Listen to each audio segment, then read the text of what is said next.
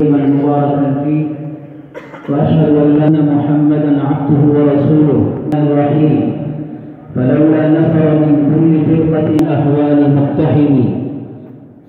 Honorable Chair Tayyib Abdullah and founder and president of Jamia, I say to you, welcome in this closing ceremony, the Imam Jamia Usmania Peshawar and UNESCO, and I hope that all of you will be join us inshallah to end of this program. And this program we will be start by the recitation of the Holy Quran, then Nathi Nabawi, and also the students will be coming inshallah and speech in the front of you about in different topics. And to start this program by recitation of the Holy Quran, I Mr. Hisham to come on the stage and recite the Holy Quran.